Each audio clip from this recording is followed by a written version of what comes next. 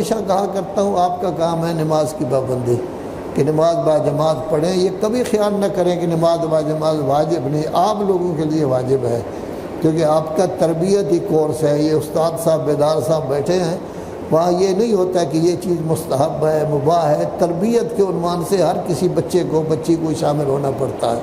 تو آپ کا یہ تربیتی کورس ہے، اگر آپ نماز وقت پر پڑھیں گے عادت ہو جائے گی، پھر جب پیش نماز بنیں گے پھر بھی عادت ہوگی، وگرنہ مومنین تلاش کرتے رہیں گے مول صاحب کو دیکھو کہاں گیا ہے، ابھی نہیں آیا، حضرت دیکھو کہاں گیا ہے، تو مومنین سارے پریشان ہوتے ہیں۔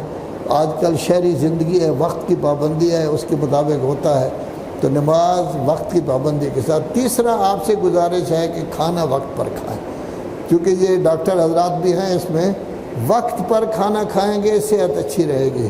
کبھی 3 بجے کھائیں گے، کبھی 2 بجے کھائیں گے، میری طبیعت ٹھیک نہیں 4 بجے کھا لوں گا، تو یہ پاگل پونا ہے، اس سے طبیعت ٹھیک نہیں رہتی۔ تو بہرحال جتنے 1/3 آ گئے ہیں، درس کی بھی پابندی کریں، درس کے علاوہ دوسرے نمبر پر نماز باجماعت کی بھی پابندی۔ طالب علم کا کام نہیں ہے کہ اللہ یا اللہ کہتا پھرے۔ یہ مومنین ہو سکتے ہیں کہ بیچارے کوئی تجارت سے آیا ہے، کوئی گھر سے آیا ہے، کوئی مہمان آ گیا تھا لیٹ ہو گیا ہے، آپ تو یہیں رہتے ہیں، پہلے سے آپ کو موجود ہونا چاہیے، یا اللہ کی آپ کو ضرورت نہیں۔ اور تیسری چیز یہ ہے کہ قرآن مجید اپنا یہ ہے کہ کھانا بر وقت کھائیں، صحیح کھانا کھائیں جتنا ہے۔ ہماری کوشش ہوتی ہے کہ آپ کو کھانا اچھا ملے۔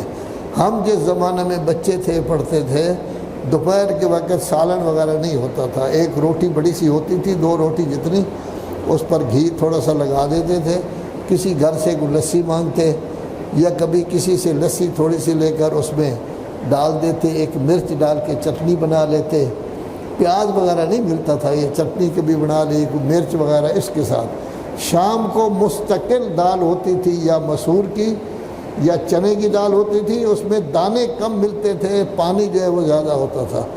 باورچی خانہ نہیں تھا، جو عورت تنور پر روٹیاں پکاتی تھی، وہ جب تنور گرم کرتی تو سالن رکھ دیتی تھی، تنور گرم ہو گیا، سالن جتنا پکا ہے اٹھا کے اس کو نیچے رکھ دیتی تھی۔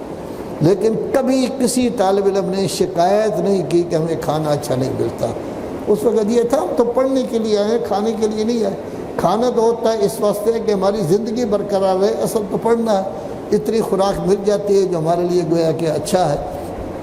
کبھی کبھی ایسا ہوتا کہ میرے خیال میں پورے 7-8 سال ہم رہے، 1 یا 2 شادیاں ہوئی تھی تو اس میں موٹا گوشت انہوں نے کھلایا تھا، وگرنہ گوشت بھی کوئی نہیں ہوتا تھا۔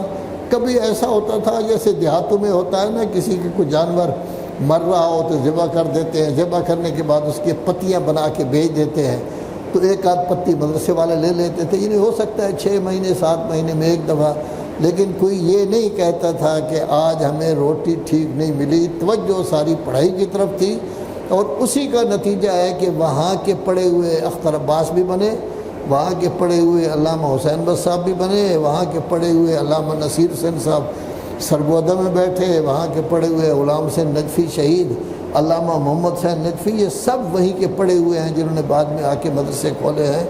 تو آپ کے دل میں اسلام کی محبت، علم کی محبت ہونی چاہیے، اور سب سے زیادہ رسول اللہ 2 چیزیں چھوڑ کر گئے ہیں، ایک قرآن اور ایک اہل بیت۔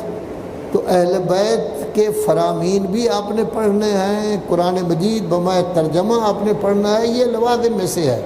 اگر پڑھیں گے تو آپ دین پڑھ رہے ہیں، اگر نہیں پڑھیں گے تو پھر دین نہیں پڑھ رہے ہیں۔